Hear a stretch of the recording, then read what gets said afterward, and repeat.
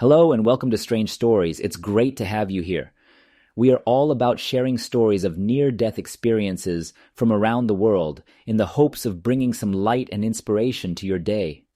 Our daily videos offer a glimpse into what lies beyond this life, and we believe that they can help us all appreciate the gift of life a little bit more. If you enjoy our content, please consider liking, subscribing, and hitting the notification bell to stay up to date on all of our latest videos. Your support means the world to us and helps us continue to grow. And to our returning viewers, welcome back. We're thrilled to have you with us again. So go ahead, grab a cozy blanket, get comfy, and join us for today's incredible near-death experience story. Both of my parents are Christians, and with the influence of my family, I grew up believing that God is real. The best gift God has given me, in my opinion, is this experience. I was afraid of being labeled as crazy, therefore I didn't talk about these events with many others. My mom had cancer and died when I was 11 years old. I pleaded to God not to take my mother away before she passed away. My supplications were not heard. I was in a constant state of mourning for a short while following her passing. One night, while I was resting in bed, I suddenly felt my body turn paralyzed. Despite my best efforts, I was unable to move. It absolutely terrified me. I experienced the soul leaving my body. I started climbing up. I entered a really long tunnel. A definite light source was present at the tunnel's end.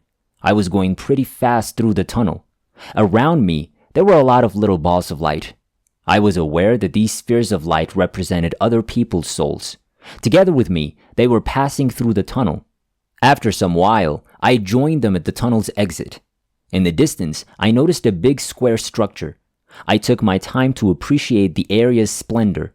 They should have been heading towards the building as several souls swiftly passed me. A lush, verdant meadow was all around me. Here, the grass gets really tall. Everything in this room was lit. There's a sea of flowers to my right. The blooms have incredibly vivid colors. I was approaching the structure. It appeared to be hanging in the air. I could see numerous enormous crystals at the bottom of it as I drew nearer. The crystals came in a wide range of hues. I'd never before seen a structure like that. Every gem was enormous. Some of them reached nearly 10 floors in height. This place cannot be destroyed, in my opinion. I was immediately at ease. I felt very secure as a result of that. When I peered up, I was able to see the building's top. I became aware of how small I was as I stood in front of the structure. On the side of the structure, I noticed 3 doorways. The door's material had a pearly appearance. There were 2 large stone pillars on either side of the door. I halted at the entrance. Countless souls entered the gates without stopping. I cast my gaze to the ground. That looked like incredibly thick glass, but this glass wasn't entirely clear. Even though I couldn't see God there, I could still feel His presence. Now that I was not prepared, I felt incredibly torn inside. I'm not ready to say goodbye to my father and brother yet. I don't want to be a conceited individual. I was aware that my father was struggling greatly when my mother departed. Even though he's only 5 years old, my younger brother still requires attention. I was aware that if I went through the gate, I would be lost forever. The second memory is a little hazy in my mind. At that time, an angel, as I recall, appeared. I spoke with him for a very long time, telling him everything that was inside of me. My mother, is she here? I asked the angel. She had recently passed away. It'll take some time before your mother arrives here, the angel replied. Hearing this news really made me feel relieved. The angel finally dispatched me back. After that, I was filled with excitement for months. It was indescribable. I owe God so much for allowing me to experience what home is like. Do you believe paradise is what she described to us after hearing the first tale? Please share your opinions in the comment area. Following is our second story of the day. When I was 25 years old, I made a terribly bad decision. My boyfriend and I had been dating for 2 years at the time. I had a great love for my guy. He was a humorous man, and we always got along great. He ultimately cheated on me with another female I knew, though. When I went to talk to my boyfriend about it, he responded calmly by asking us to stop our relationship. I was in a terrible state. I drank half a bottle of whiskey after taking a box of cephalexin. I gradually became unconscious. When my mother returned, she discovered me on the floor and dialed 911. I was brought to a hospital. I'm not sure how long it took, but eventually I felt myself getting out of bed. I stood up off the ground. I discovered I was in a hospital bed. A column of blue light appeared in front of me to my left. "It's okay. We'll save you," I heard a voice say. My hand was taken by two angels as they prepared to leave the area. When I turned around, I saw the medical professionals attempting to revive me. My mother was in the hospital hallway, and it was clear that she was really concerned about me. Angels spoke. "Time is of essence. We must depart immediately." They led me within the light pillar. We embarked on an incredible journey. I temporarily closed my eyes since the motion and the light made me feel uneasy. I occasionally opened my eyes out of curiosity. I passed the fabled staircase to heaven on the way there. Someone was holding a cat up the stairway to heaven. Several clouds were also visible to me. The line of people waiting to enter the gates of heaven was also visible to me.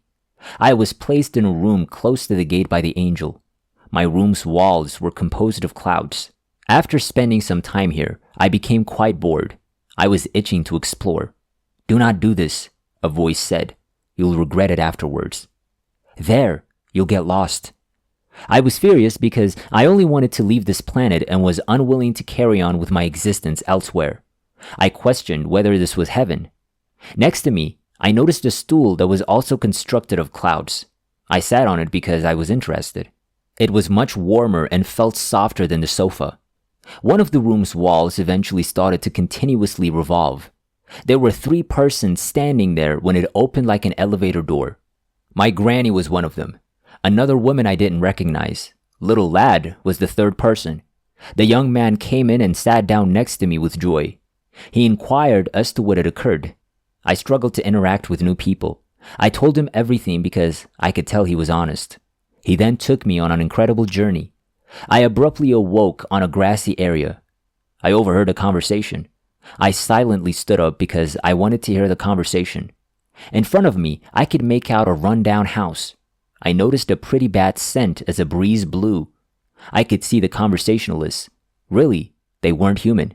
In costumes, they resembled werewolves. They saw me and sprinted over to me. They were fleeing in the same direction as the animals I saw. They questioned my identity. What is my origin? A rift in the sky suddenly appeared at that same instant. An enormous red creature jumped out.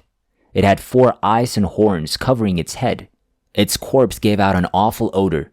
It never stopped roaring. Curses and other offensive words were used frequently. It seized me before retreating into the chasm. On a floating platform, we touched down. Around me, there were a lot of rectangles. Separate rectangles each existed. I discovered later that this was hell. Each rectangle was made specifically for a distinct soul. Each commits a separate sin. Hence, hell is a dynamic place. They will be tortured by the devil here. The agony of people is enjoyable to the devils. I walked up to the rectangle and was drawn in. There was nothing in the red chamber, which is empty. You remain inside and are limited to standing. I spent some time in there, and as I did, my mood grew progressively more melancholy. I started pleading with God to get me out of this place. I felt a force pull me out of the cube. The devil's screaming could be heard as I was leaving. The devils made an attempt to return me, but they were unsuccessful. I was knelt in a cave as I opened my eyes once more. The cave was really small. I was unable to make any sense of it. I was incredibly alone. In the pitch blackness, I tried to find the exit, but it was too challenging. I was drenched from head to toe and shivered bitterly. I spent some time crawling in the tunnel before spotting a blazing red light in front of me. When I arrived at the door, I noticed a number of individuals knelt on the floor. Flames that were burning filled the cave to the ceiling. I noticed a young woman kneeling down with a rope around her neck. Screams could be heard off in the distance. I made an effort to interact with those people. I was curious about this location. "Don't talk or I'll be next," one man warned me. Suddenly, a big demon came out of another cave, pulled one of the men into the cave by grabbing him. I started to fear that I would come next. I wanted to pray and close my eyes. I realized I couldn't close my eyes in this situation. Around me, everyone appeared to be zombies. You're not allowed to close your eyes or converse with anyone else in this area. Just knelt there. Staring at the hole is your only option. Hope you're not the next one as you listen to the cries of others. I heard a voice telling me, there may be a way to save you. How am I going to do it? I asked myself. Say the words, Jesus, please save me, the voice instructed. I actually voiced the words. Come back, the voice commanded. I said it over and over. Unexpectedly, a robed man with a blinding light surrounding him emerged above me. The yells that had been around me stopped. I showed up somewhere else. I observed a man seated on a sizable stone chair. A winged angel was standing next to him. She was over there on his left. The Virgin Mary was the woman on the left, and I later discovered that it was Jesus. Jesus had a disappointed expression on his face, which made me feel extremely guilty. Tell us what brought you here, the angel commanded. I began to explain that I didn't believe the world was just and that I no longer wished to remain there. Who told you that this world is fair? Jesus asked as he turned to face me. Jesus then instructed the angel to take me there. He led me into a spacious hall. I questioned him. Where is this location? There's something to show me, he informed me. A number of people walked out after the door opened. We went inside. The center of the room was occupied by a huge round table. On the circular table was a three-dimensional show. A senior citizen approached me. Why are you here? He asked. I believe that life has not treated me fairly. Heaven, he said, is a secure place where spirits are guarded. Each has a location they call home. Your actions on earth determine the location.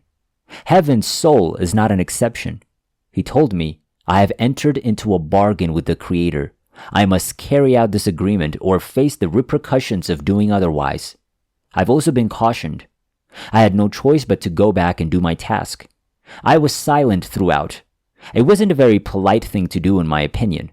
I assumed he was simply an elderly man with a negative attitude. He eventually ejected us from the space. I turned to Jesus again. Jesus admonished me, Go back, since your time has not yet expired. He was to guard me, I informed him, and if I had to go back, I wanted him to take care of things. My child, I cannot make other people suffer. I can only bring relief to those who are in agony, he continued as he turned to face me. Do you understand why I rescued you from the torment? Jesus inquired. No, I answered. Remember the man in the robe in hell, he said. I recognized in that moment that Jesus had been protecting me. I cupped my head in my hands and started sobbing heartily. I sobbed and wanted to stay. Give me a chance, Jesus pleaded. Then, prepared to leave again, I entered the tunnel. As I returned to my body, I felt my heart beating. I spent a few days in the hospital lying in that position. Upon awakening, Jesus was there, I informed the nurse. The nurse gave me a pretty odd look as she glanced at me. I knew she was wondering what I had said. I finally left the hospital a few days later. My life was altered by this encounter. Although I never saw my ex-boyfriend again, I have forgiven him anyway.